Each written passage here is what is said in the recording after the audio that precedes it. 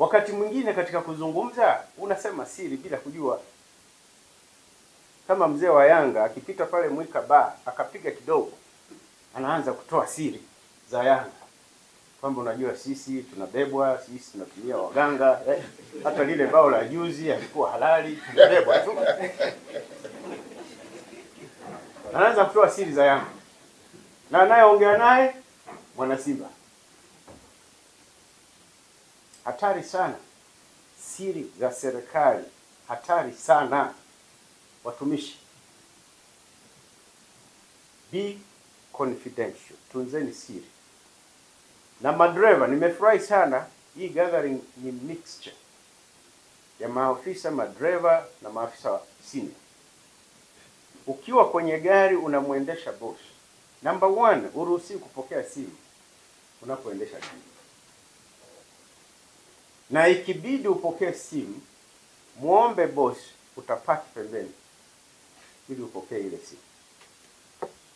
Sawa madereva? Number 2, bosi akiwa na bosi mwenziwe au mtu mwingine kwenye gari, wana topic fulani wanaizungumza, huruhusiwi kucomment chochote. Wewe kaa kimya. Kuna bosi mmoja, tena alikuwa mtu mkubwa sana, anadaiwa.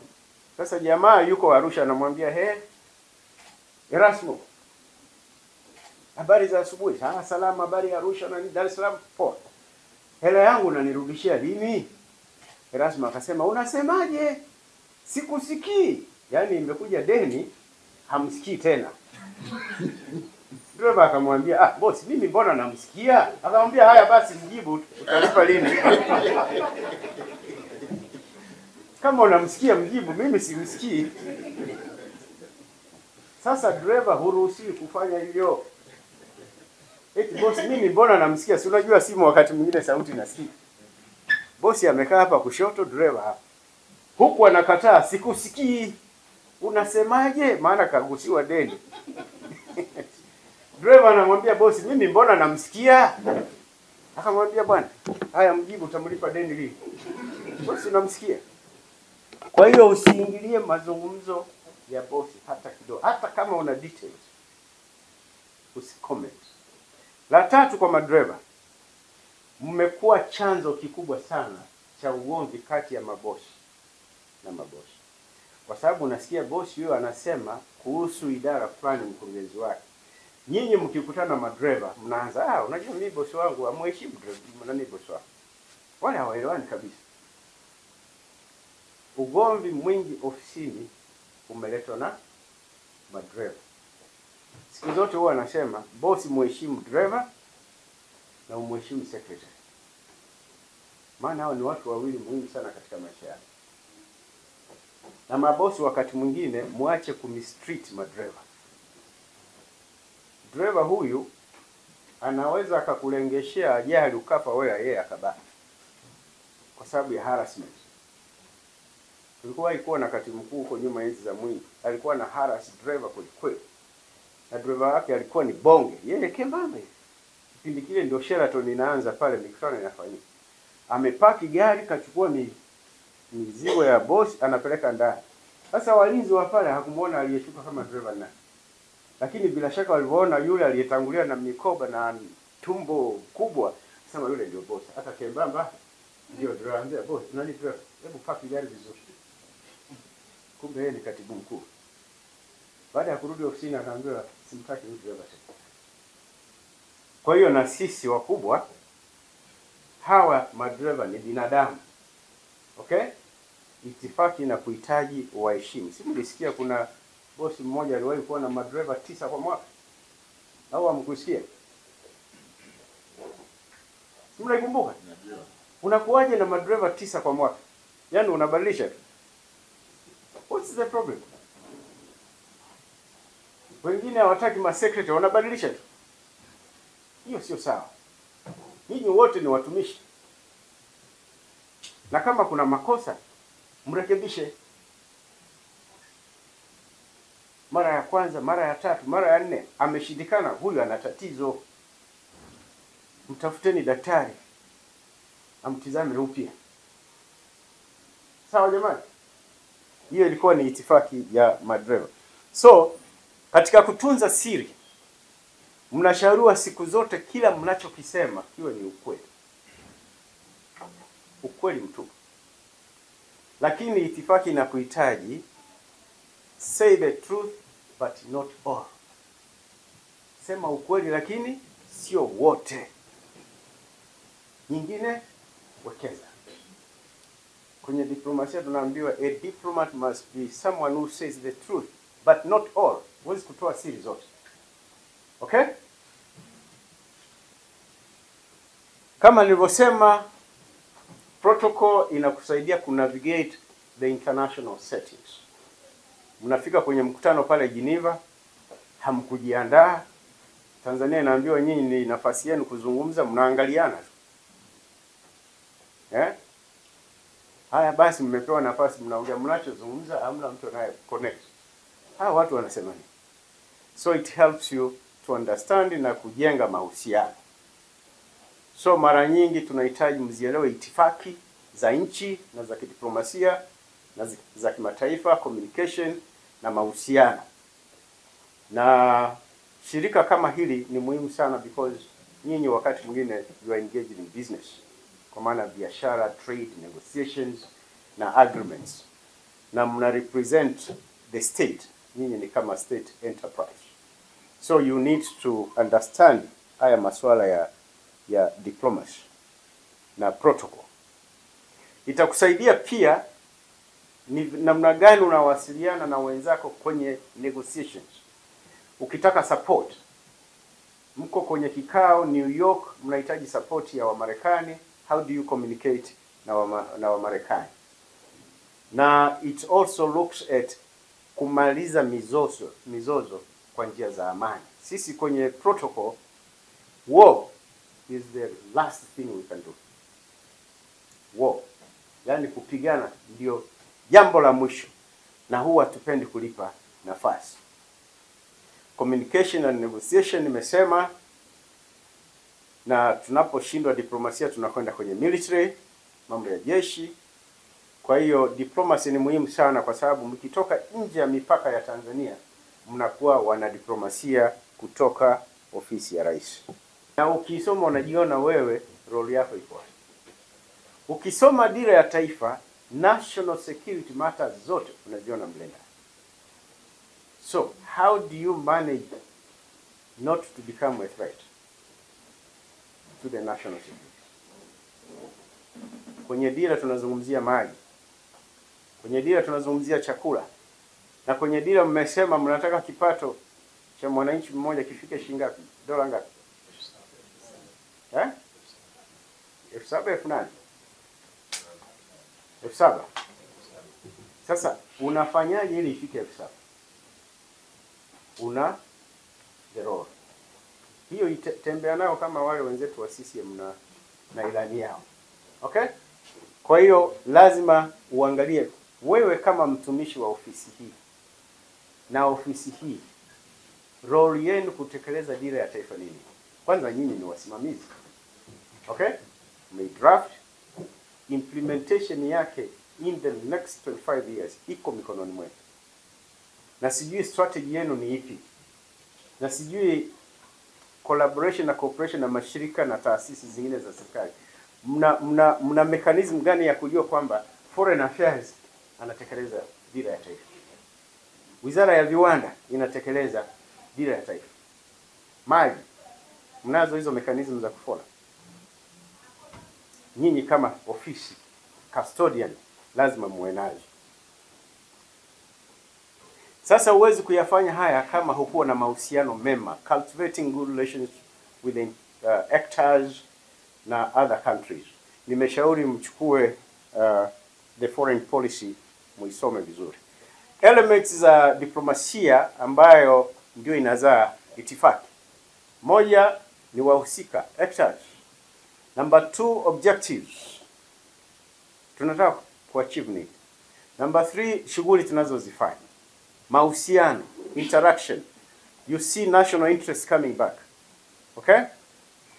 Na huwa tunasema ili uweze kugather information zitakazo kusaidia kufanya kazi zako, we have this policy kwamba put your hands off but your eyes and ears on. Okay? So always hands off. Ndio una gather intelligence. Speak to the truth, not all, talk less and listen more. Actors, moja wa actor ni nyinyi, serikali, intergovernmental, international organizations, eminent persons, organized groups, and sometimes even criminal groups ni actors. Mnaweza mkawa na organized criminal group working against dira ya taifa. Mnajua hilo? Kikundi kinahakikisha kwamba dira ya taifa haitekelezeki. Kwa nchi kama hii lazima vitu hivyo vipo. Hata rais umemsikia akisema kuna watu wananihujumu, sio? Yes. Anataka kwenda huku wanapuri. Rais Ruto mlimsikia nani Kenyatta. Anasema nilipoanza na deputy wangu tulikuwa tuna pull pamoja. Nilipofika njiani nikakuta mwenzangu ana pull the other side. Anasema huyu hatuwezi kwenda pamoja. Okay? So muwe makini sana na wanaopinga what we are doing. Aims, we need a win-win. We need peace and stability, creating opportunities for your country. Kila unako kwenda angalia opportunities za nchi kutekeleza dira ziko wapi and report. And of course you assist the citizens. Sisi kwenye diplomasia huwa tusemi hapana. Huwa tunakataa kwa kusema ndio. We don't say no in diplomacy. Protocol does not require you to say no, especially unaongea na delegate mwenzako kutoka Ireland. Mmekutana London. Mtu anakuambia, can I offer you lunch today for discussion? Kama utaki, unasema that's a good idea, but let me check my schedule.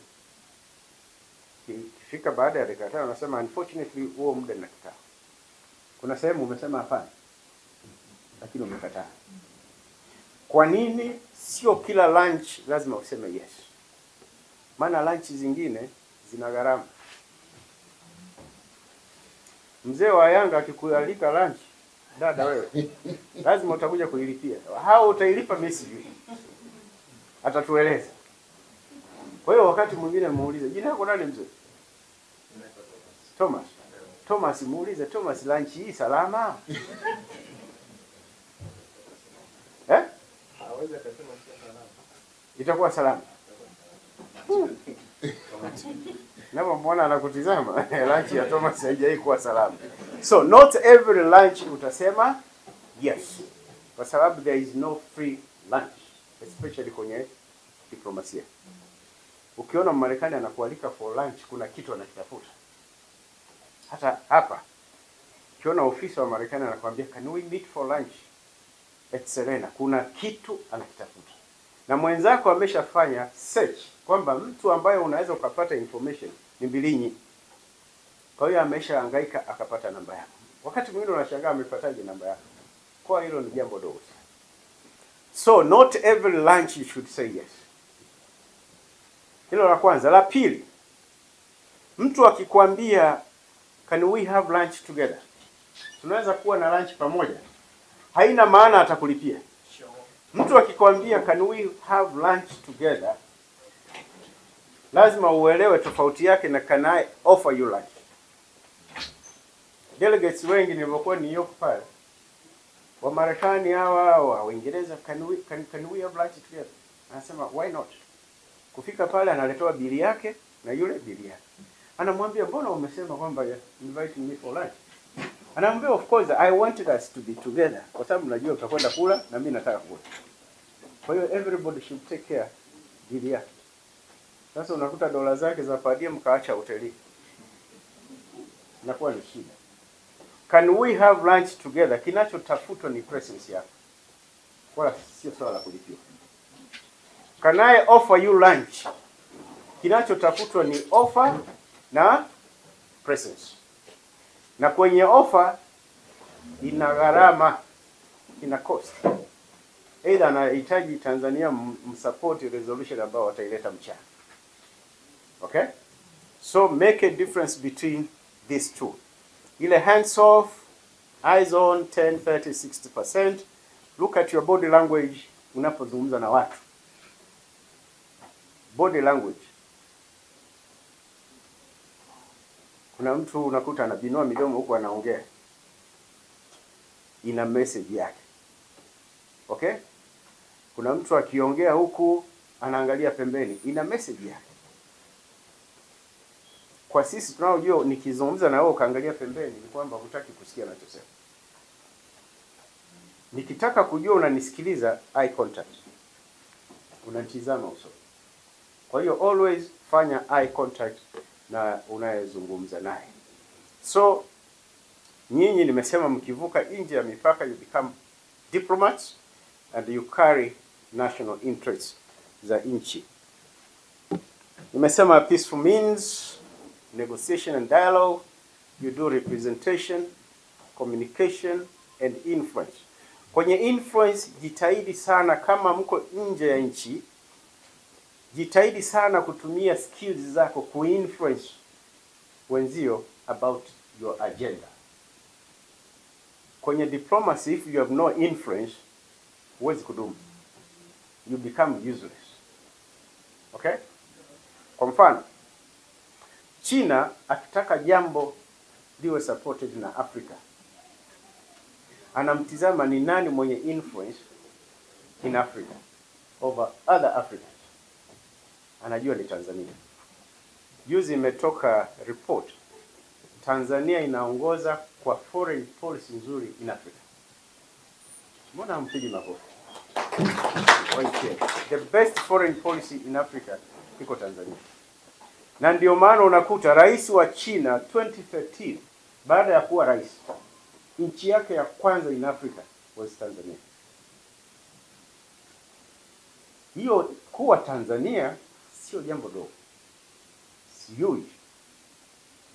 Nchi yake ya kwanza kutangaza foreign policy ya China towards Africa ilikuwa Tanzania.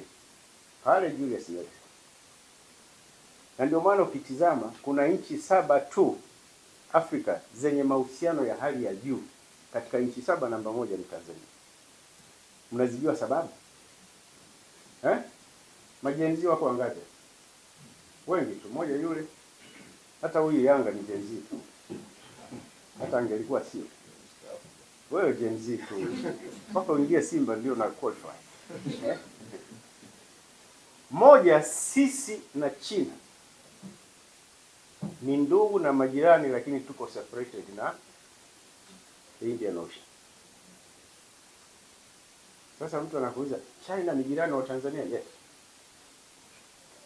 Aliko Tanzania China yupo. Na aliko China Tanzania yupo.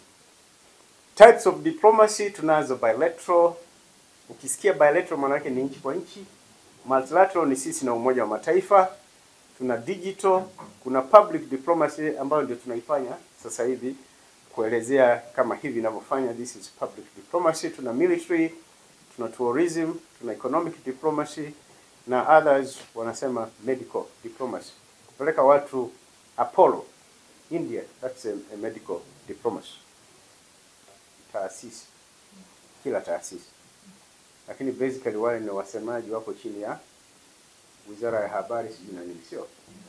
Ni kama vile tuna legal officers kila taasisi ambao wanakulinki wewe na AG kwenye masuala ya sheria. Kwenye masuala ya kidiplomasia, kila nchi unayoshughulika nayo wewe taasisi nje ya foreign affairs ina desk officer.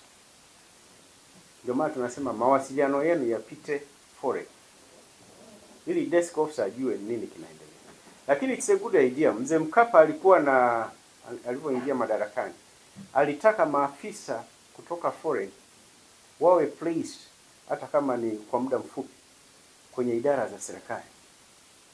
Kwanza iwasaidie kuifahamu serikali, maana ndio watakwenda nje. Lakini pili, hawa wanakokwenda huko kama ni hapa, mnajua operations za foreign affairs, shughuli zenu, mna link wapi.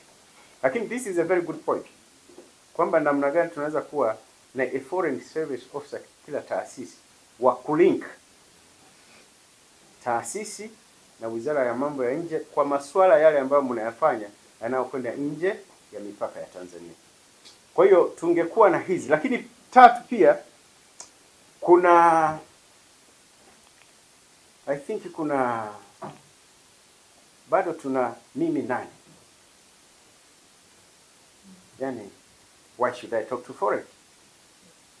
Mnielewa? Sisi ni ofisi ya rais bwana.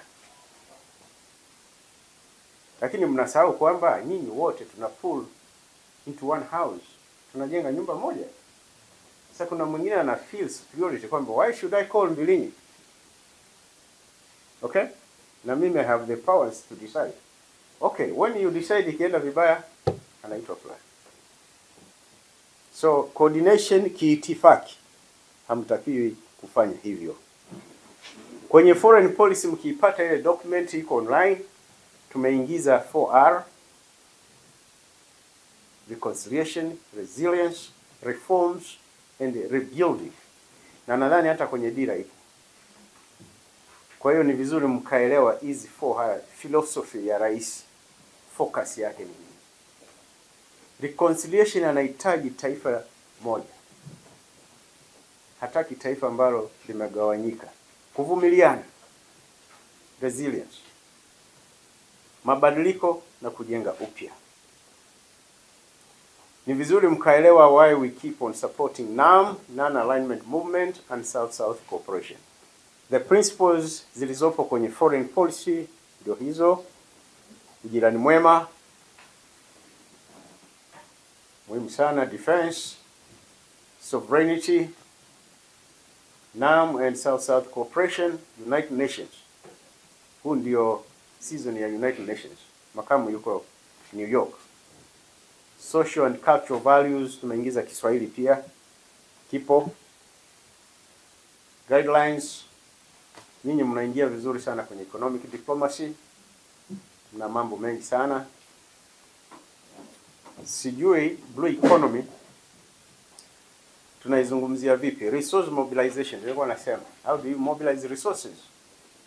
The case of Trump second term, USAID hakuna. How do we, niliona ilivyofutwa watu wengi wanalalamika, watu watakufa sijui nini. Lakini it's a wake up call kwetu sisi kwamba unaweza kumtegemea ndugu, lakini kuna pahala atafika atashindwa. Good governance imezungumzwa, and cross cutting issues. Hivi ndio vitu vya sasa: environment, climate change, gender and the youth. Vyote viko humo ndani. Empowerment. Kuna tofauti kati ya embassy and high commission. Utasikia mtu anamuita balozi wa Uingereza Your Excellency Ambassador. Balozi wa Uingereza sio ambassador. Sawa? Yes, ni high commission. Ubalozi wetu Uingereza ni high commission, sio embassy. Ubalozi wetu Nairobi ni high commission. Malawi ni high commission. So, ni kwa nini zinaitwa high commission?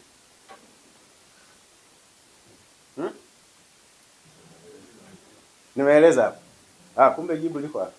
Ndio maana Yanga amekuwa kwanza kujibu. High commissions ni former colonies za British. Na ndio maana zinaitwa Commonwealth. Ukisikia rais kaenda kwenye mkutano wa Commonwealth, maana yake ni nchi zote zilizotawaliwa na Mwingereza. Balozi zake zote zinaitwa high commissions, na ambassadors ni high commissioners. The rest ni ambassadors. US embassy ambassador. Okay? Balozi wetu aliyopo Malaysia anaitwa high commissioner. Lakini kwa sababu hatuna tofauti ya ambassador, balozi na high commissioner, wote kwa Kiswahili tunawaita mabalozi. But this is the difference ambayo mnatakiwa kujua. Kwenye address zenu mnamuita balozi wa Uingereza Your Excellency Ambassador of the United Kingdom. Mnafanya makosa. Sawa, wale speech writers get the difference. Na huwa mnakosea hii. Ubalozi wa kudumu. Mtu mmoja aliwahi kuniuliza, huyu balozi wa kudumu yeye hafi? eti kateuliwa kuwa balozi wa kudumu, yaani atadumu milele ya mimi. Ubalozi wetu uliopo New York, Geneva, Vienna, Rome, Nairobi. Wewe Vienna bwana, unajua nchi gani? Austria. Sio Australia. Austria. Hizi ni ofisi, ni nchi ambazo tuna ofisi za Umoja wa Mataifa. Unaweza ukawa na balozi na permanent rep kwa sababu ya presence of the UN. Ubalozi wa kudumu ni balozi zote zilizopo Umoja wa Mataifa. Zinadumu kwa sababu huwezi kuzifunga. Sisi tuna system mbili, presidential and legislative. Ndio maana waziri mkuu wa Tanzania ndio mkuu wa shughuli za serikali bungeni, lakini mkuu wa serikali ni rais. So waziri mkuu wa Ethiopia akija Tanzania, host wake sio waziri mkuu wa Tanzania. Tumeelewana? Na anapigiwa mizinga 19. Rais anapigiwa 21. Inakuwa odd number. Tumeelewana? Kwa mtu bila miadi. Weka miadi. Hata kama ni mkurugenzi mwenzako ndani ya taasisi, mpigie simu. Upo? Don't pop in kama mshamba fulani. Weka miadi, naomba nije nikuone mara moja, kuna jambo nataka to discuss. So usiende kwa mtu bila miadi. Na hata nyumbani kwa mtu usiende bila miadi. Don't just show up. Hata kwa jirani ni bora umwambie bwana, upo? Siku hizi technology, simu zipo. Wakati mwingine jirani yako anahitaji private time. Kuna jirani mwingine anakuambia sipo na siku mbili, kumbe yuko ndani. Sasa wewe unakwenda bila miadi. Na diplomacy nimesema you can make appointment